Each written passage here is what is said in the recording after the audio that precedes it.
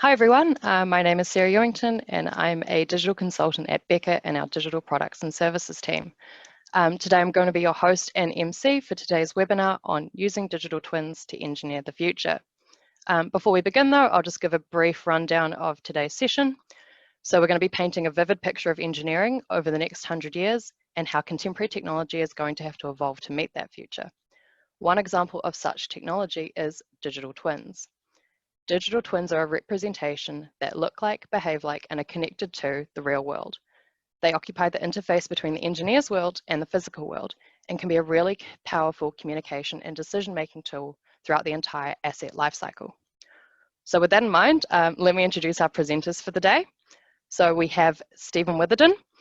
He's been passionate about digital twins for over 2 decades now, and their application particularly in supporting complex decision-making. He has recently stepped into his new role at Beca of Product Strategy Manager, and he provides our vision for our digital products and services across the entire Beca group with a real strong focus on digital twins. Andrew Cowie works within Beca's industrial digital team and has a focus on applying emerging technologies for our clients. Digital twins is a focus and a passion area for Andrew, and he's been advising clients in this area for several years now. He also sits on a national group that's interested in creating a network of connected digital twins across New Zealand. Cool. Before we begin, we will be asking questions to our presenters at the end of the session, so feel free to drop in your questions in the Q&A function that you'll find at the bottom of your screen. A quick reminder as well that this session will be recorded, and both the recording and the presentation will be provided shortly after the webinar has ended. We've set this up to run for 30 minutes, but depending on the number of questions we get and how we're going for time, we may choose to extend that by just a little bit. So without further ado, I'll now hand over to Stephen Witherden to kick us off. Thank you, Sarah, for that great introduction. As Sarah said originally, the definition of a digital twin is a high-fidelity representation of a real-world thing that looks like, behaves like, and is connected to the real-world thing in use for decision-making. And to my mind, that decision-making part is so important. As we say in information systems, no process without measurement, no measurement without analysis, no analysis without decision, and no decision without action. So digital twins are action-oriented tools which allow for better decision-making. When we think about fidelity, especially when we think about looks like, we might take the example of that photo we had on the previous slide. So that photo of me is about 10 years old now. So in terms of fidelity, it's sort of stretching the bounds of credulity in terms of parity with the way I look currently today. However, it is a representation, a visual representation of what I look like. Other ways we might have that represent what I look like is we might have a 3D model of me. We might have a model that represents my circulatory system or the contents of my brain. Those are different ways we can have looks like. Behaves like would be if we had a representation of me that also liked chocolate and also liked the color green, or maybe responded with much more fidelity in terms of how I would respond if you asked me a question. Connected to, with respect to me, might be information about my biometrics, such as my heart rate or other sorts of things going on inside my body. Now, with respect to engineering, if we have a digital twin of, say, a bridge, that digital twin from a looks-like perspective could be something as simple as a picture or a 360-degree photo, or it could be something as sophisticated as an engineering model, or it could be a point cloud which represents visually what that building would look like, or sorry, that bridge would look like. From a behaves-like perspective, for our bridge, it might be some sort of finite element analysis which would allow us to understand what would happen if that bridge came under structural load, how would it behave, or it might be what sort of capacity does that bridge have so that we can run, how many vehicles could run across that road or that bridge. Finally, from a connected to perspective, we might have IoT information or SCADA information telling us precisely what's happening on that bridge, be it the stresses it's under or the number of vehicles it's traveling along that bridge. We might also have the same from a factory perspective, looking at things like the operation of the factory itself. So from a connected to perspective from a factory, we once again might have SCADA or IoT data. From a behaves-like perspective, we might have some sort of simulation, some discrete event modeling simulation, or some sort of process modeling simulation, which tells us how that factory might behave in the real world. Now, these tools are really useful for engineers when they're doing their design work, and the value of a digital twin is bringing all these three things together into a cohesive view to help contextualize this information. So on the next slide, we might see how an engineer could use this during the design activity. Usually our engineers are involved in creating the future by starting at the idea of an asset. So typically engineers get involved at the design phase on the top right there, where they're coming up with this idea of how the asset might operate. They model, simulate, or visualize what that asset is going to look like, so that there is the digital twin coming into effect, creating a representation of the thing that's going to happen in the real world, simulating how it might behave and visualizing that. We then assess to understand how it might behave in the real world. We do some planning to see whether that's what we want, and we iterate a number of times in this idea, this virtual idea of the asset, before we go into construction. Now that build step there, that might be something as complex as a construction activity where we're actually building the asset, or it could be something like a maintenance activity, or it could be a modification to an existing asset. Our clients then operate that asset and observe the operation of the asset. Now, traditionally, digital twins sit in the middle there and are connected to the asset, so they could be used during the operations of the asset to understand how they act in the real world. In the future, though, I see digital twins growing further to subsume part of that planning activity, part of the operations activity, and maybe even part of that build activity if we consider things like additive manufacturing, where some construction sites are becoming more like factories, where you're actually building the factory through some level of automation.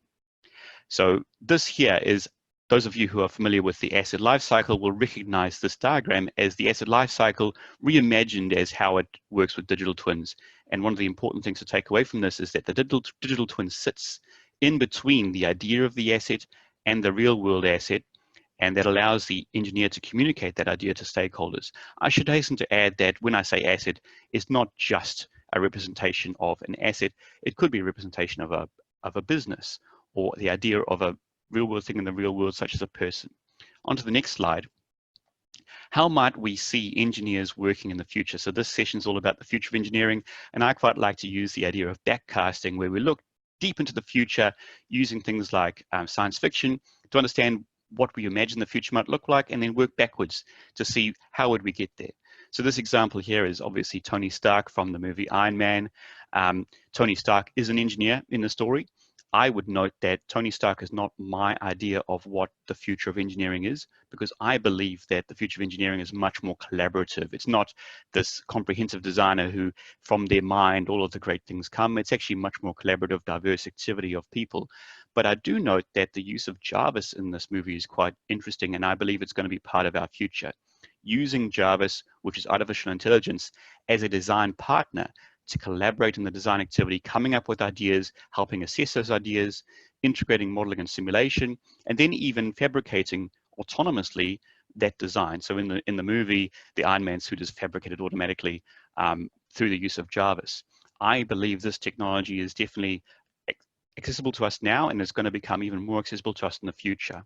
On the next slide, we have another example of where science fiction is sort of indicating where we might end up with engineering. This is Geordi LaForge from Star Trek. So here, in this story, Geordi LaForge was trying to solve a problem with the engine of the Enterprise. And what he did is he took an engineering model that had been built by scientists in a lab, and he brought it into the holodeck to understand how it worked, to interact with it. That engineering model he was using in an operational context. It was integrated into a real world system, the Enterprise, and it could actually automate or control the Enterprise to some degree. It supported discourse and interrogation through artificial intelligence. And a character in the background there is almost too hard to see, is the character of Leah Brahms. Leah Brahms in the story is the scientist who created the engine in the first place. Now, this representation of Leah Brahms here in the story is actually an artificial construct. It is a digital twin of a person who Geordi LaForge brought into the holodeck to help him understand how the engines would operate in the real world under certain circumstances. Now, you may think that's a bit far-fetched, but I think we're not that far away from having that kind of technology at our fingertips in an engineering context. And just to round it out, we use simulation to identify the results of different design outcomes and act on the real world. On the next slide, this is really where we're at currently in terms of development of digital twins, and you may know already in terms of the Gartner hype cycle, we're right at the crest of the hype cycle in my view in terms of digital twins. Lots of people are excited about them. So that means we're going to end up in the trough of disillusionment at some point where we realize, well, what is actually capable of us right now? I believe at the moment we're able to simulate factories at the factory level, and we're certainly working on that ourselves. In the future, I think in the next decade or so, we'll be able to simulate and create digital twins of infrastructure, eventually cities, finally countries and the human brain. If you believe Ray Kurzweil, originally from Google, by about 2045, we'll have the right level of technology to actually simulate the human brain, which would be quite exciting. And I believe it's going to happen in our lifetime. And the question I would have is, what sort of things do we need in place for that to happen, and what sorts of things does that mean for us as a culture? And onto my last slide, in terms of what that means for Beca and for engineers in the future, this image here on the right-hand side is our imagining or our representation of what we think engineering in the future could be like for our engineers. It's a representation of a number of engineers collaborating around a design model. They're inside the digital twin, so they're embedded inside the digital twin. The character on the very top of the image is an AI character, which is guiding the team through a design activity and providing some inputs and ideas. The character on the bottom left is that Leah Brahms character. That is a representation of a past Beca employee who is embedded into the tool, bringing their expertise in. And that's actually something that I think is really important for us to notice, that the value that engineering provides to the world is going to remain the same.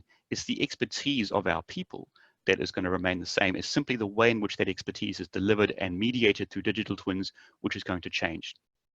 So all of those things that we talked about, ubiquitous seamless access to data, natural language interfaces, simulation, artificial intelligence, all of those things are going to change and become more accessible to us. However, the way in which our engineers add value, that expertise, is going to remain substantively the same. And without further ado, I hand over to Andrew to talk about how we're going to get there.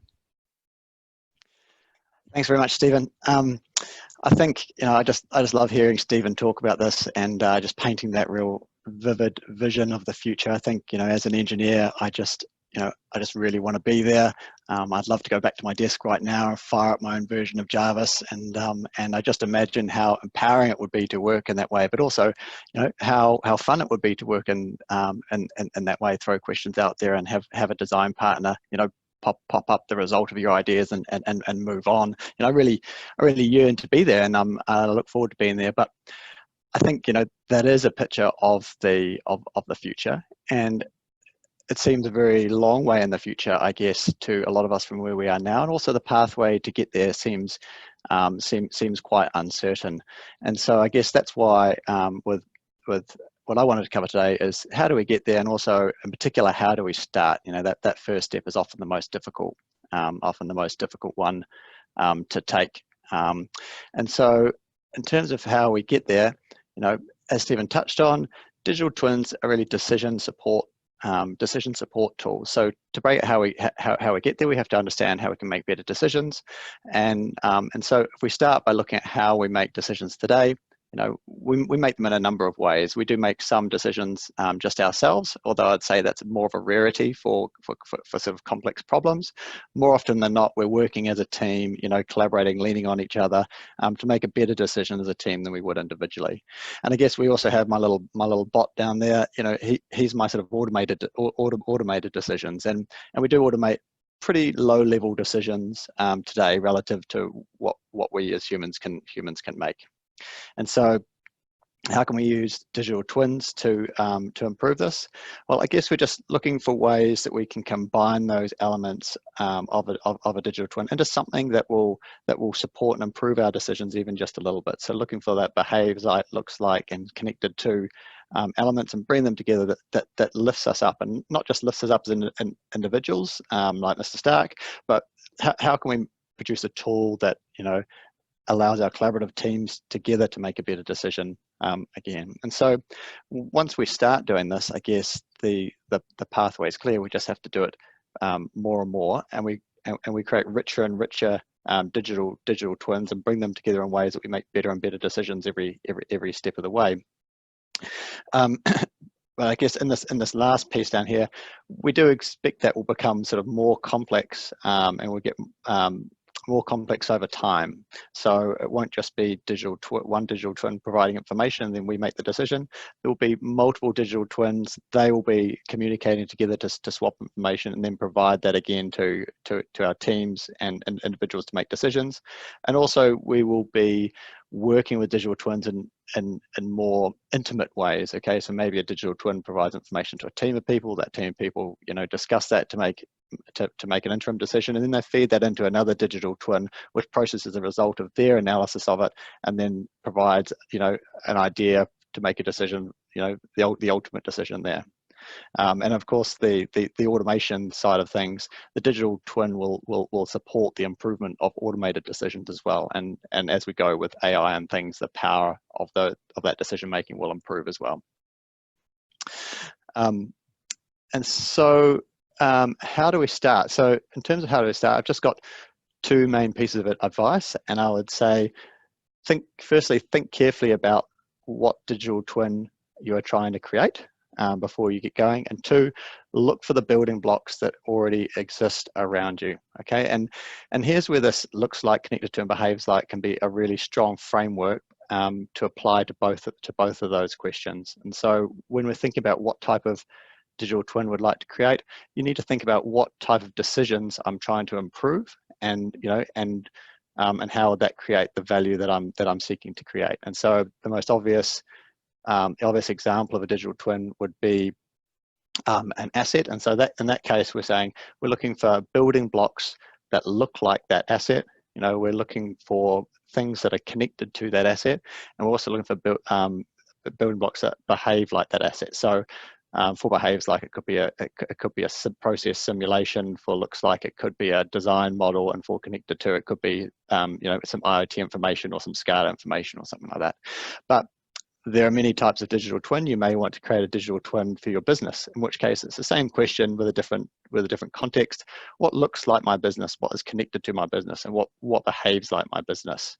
It may be you want to create a digital twin to drive better decisions within project work, in which case you're looking for something that looks like my project, behaves like my project, and is connected to my project. So behaves like my project could be a Gantt chart. That's a simulation that allows us to change some parameters and understand what will happen to my project if that change. So we can look for those building blocks around us and bring them together to create value.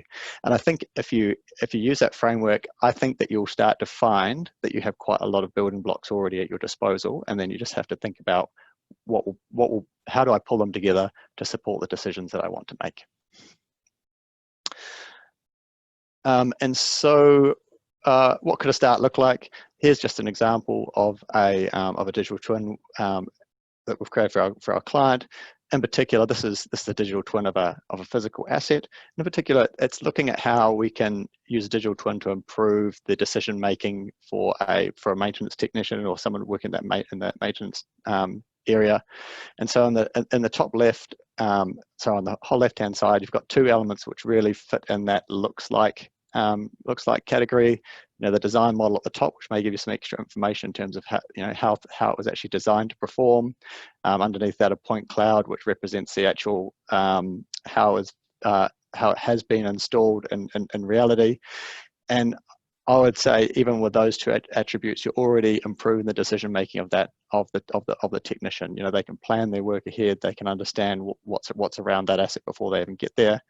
In the top right, we've got a PNID, which describes where that asset sits in the process, in the manufacturing process. And so that's a very sort of a baby version of behaves like. Okay, so by understanding where it sits in the process, the maintenance technician can start to understand what will be the effect, or what could be driving the effect that they're trying to diagnose. And by adding that to looks like, they can make a better decision again. And then down below in maintenance tasks, okay, this is really an example of connected to. So we're connecting to the maintenance planning process. We can see the tasks that have been completed on that asset and the tasks that we plan to do in the future. And again, by bringing all those things together, we have greater context, and we provide that little lift up for the technician to make a better better decision. And suddenly we're on this sliding scale. We've made a start in the sliding scale that improves decisions over time, and we'll be at Jarvis before you know it. Awesome. Thank you, Stephen and Andrew, for those really interesting insights into the world of digital twins.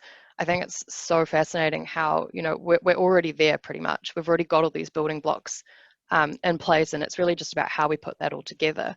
So we'll move on now to some questions for our presenters. So Andrew, question for you. Speaking of one of the building blocks we can use, what is a point cloud? Do you want to just give us a brief answer to that? Yes, I can. It's a point cloud forms up a 3D visual of any particular existing area, and it's formed by a spinning laser which sends out little dot points and measures its environment. And so you get a whole lot of, literally a cloud of points that when you are far enough away from it, you know, form surfaces and start to appear like the real world. So it's a very business as usual survey process at the moment, and it's a technology that's really moved on massively in the last 5 years in terms of, you know, speed, and the cost has come right down as well. It's very, very accessible now to capture existing environments. Awesome. Thanks, Andrew.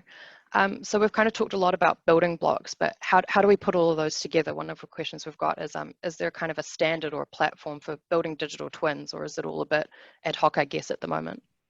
So what I advise clients is there are a number of organizations out there that are putting forward platforms, but I would be cautious about buying into one platform that tries to do everything. And the reason for that is this space is evolving so rapidly that no one organization is going to have all of the right answers. So I'd much rather recommend that people buy into an ecosystem, or have an ecosystem of things that work together to get the right answer. That's what we've done. So with our solution that Andrew showed before, we're actually combining a bunch of things together that work in an ecosystem in a really good way, and the magic is about how those things interact. You can certainly look at standards, and there are a number of industry standards out there that are either emerging or have emerged that can be complied with. One of my cautions, though, is that it's very easy to get stuck in standard purgatory, where you end up spending months on end arguing with people over standards.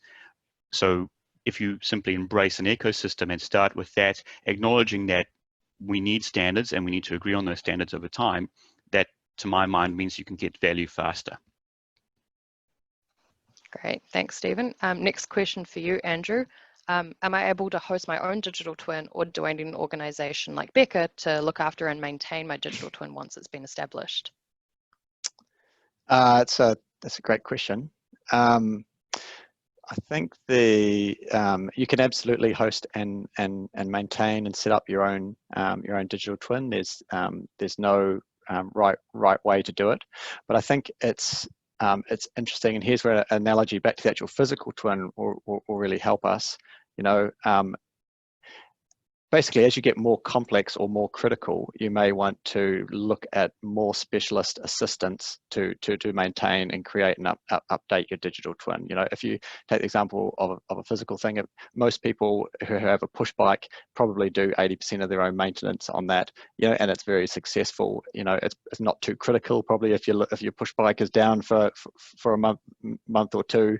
But when you move up to a car or something like that, you know, you probably do a smaller percentage of your own maintenance and upkeep on that on that physical item, and you'll send it to a specialist. And I guess it's more complex, it's more critical to your life. You want to be more careful. And then so if you scale it up again into something like a manufacturing facility, it's very complex, and you don't really find too many people who don't have a specialist maintenance staff, you know, or third parties to come in and do particular tasks. And so that whole situation will be, I think, the same for digital twins. And so I think you know, for complex things, you will have specialist elements, and those special elements could be inside your organization or external, you know, or a mixture of all those things. I like this analogy. I'm just going to extend it a little bit further, but I would say that even for a very complex thing, we have a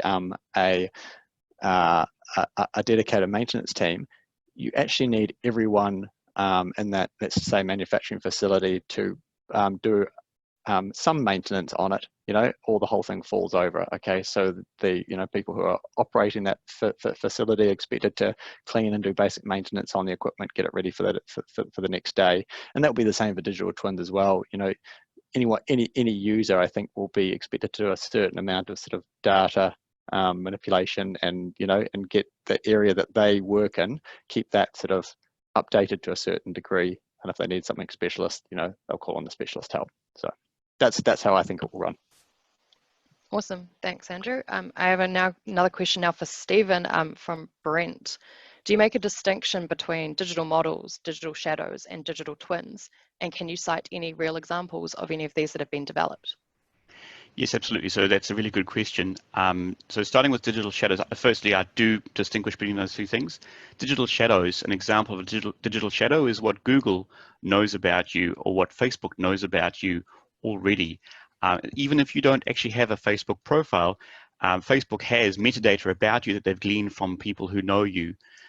So I would classify digital shadows as an example of a data set which could be used to derive or induce a digital twin about you. So you could potentially mine a shadow of someone to understand how they would behave in certain circumstances, to then model their behavior. And one might argue that that actually is actively happening, certainly in the advertising space right now. And there's a whole bunch of legal and ethical questions around that practice. A digital model is simply a representation of a thing, and that a model could be a process model, or it could be an IFC geometry model, or it could be a GIS model. So I would actually say digital models, the right kinds of digital models combined, would make up a digital twin. And that digital twin could be informed by a digital shadow to understand how that digital twin might behave in the real world. Yeah, Awesome. yeah, I would say digital models and digital shadows are building blocks, that fit into a digital twin. Yeah, I don't know how I feel about digital shadows as building blocks. They sound a bit nefarious, to be quite honest. Something a bit creepy about a shadow. Yeah, I don't like it. No, still there, still there. Yeah, awesome. Great. Next question for Andrew here. What sort of value can I expect if my company has a digital twin? Great question, and it's one that I'm sure everyone would love just to be able to peel off and give a straight answer to, but there's not a straight answer, but there has been some good international studies done on this to try and decide what that answer. Gartner has one, and they sort of say by 2025, digital twins will have a 10% improvement in effectiveness. Okay, and that's great. And then you start to think, well, what is effectiveness? And you think, well, actually, that's not really well defined either. And the other thing that's really not defined when people try and come up with a particular value is there's no such thing as a digital twin. Like it's all, I think, hopefully as we've portrayed, you can start very simple or you can go very complex. And so when you if I had Mr. Gartner here in the room, I'd say, so what, your 10%, what digital twin did you use to come up with that number? Like how complex? So it's a difficult question. There, some other research looks at about 5 to 6% of total cost of ownership for complex assets. But yeah, it's still a little bit up in the air. What I would say is that about value is that we know that that it's a stack of value. Okay, so we expect that digital twins will influence, or can be set up to influence, a number of different areas within an organization and provide pieces of value throughout an organization. And so we talk about a stack of value for all those value pieces stacked up to be the total value derived from the digital twin. And therein you sort of get some challenges as well, because you have to, have you found all the different pieces of value, have you graded them all and have you put them all together? So, so I would say it's complex to answer, but I think the sort of the specialists who have looked at this, I think the answer is it's significant. Like 6% of total cost of ownership, 10% effectiveness. Those are big numbers, and those are also sort of time-based as well. So, I would say they're probably looking at like a 10-year or immediate horizon. Actually, sorry, some of them are looking at immediate horizon. What's it going to look like in 15 years' time? The number's only going to go up from there. So, cool. I think we'll have just one last question we'll sneak in at the end there. So Stephen, you mentioned right at the start that one day we might be able to have digital twins of human beings. How far away do you see that future? So I'm a bit of a transhumanist. I do believe it's going to happen, hopefully in my lifetime. In terms of what's required for that, they say that the connectome, which is the connections between the cells in your brain, is about 2.5 petabytes of data, which actually would fit on the back of a truck nowadays. So we're actually not too far away from having that capacity. And in terms of processing power, as I said before, Ray Kurzweil reckons we're going to get there by 2045, assuming that Moore's law holds true, which may not necessarily be the case, but I genuinely believe that we're going to get there in my lifetime. Certainly in terms of modeling the human brain, but what does that mean? What does that mean for when I say I? And would that be enough? Do we need to model down to the molecular level or even the quantum level to truly capture the essence of what a person is?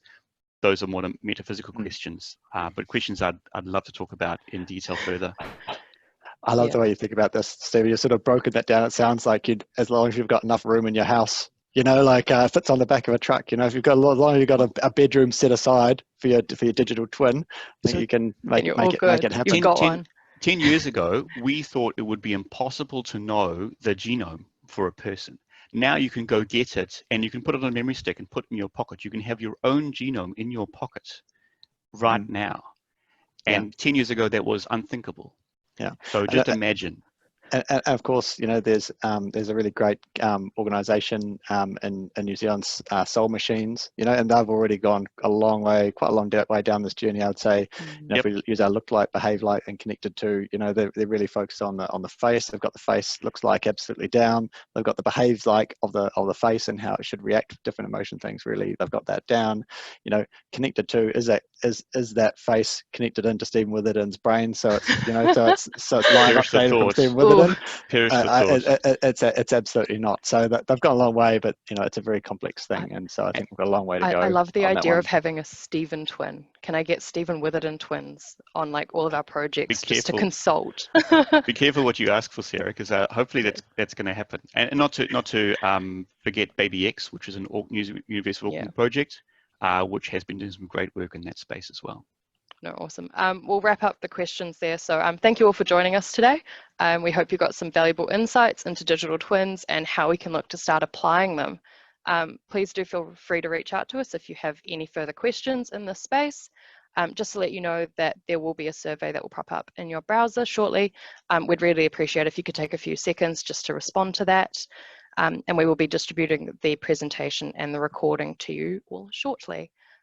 Finally, we hope to see you at our next Tech Week webinar tomorrow, which is Growing Digital Ecosystems to Support Our Environment Ecosystems, in which we will discuss how digital ecosystems are bringing together collaborators from across academia, government, iwi, and business, so that we can replenish, protect, and sustain our environment for many generations to come.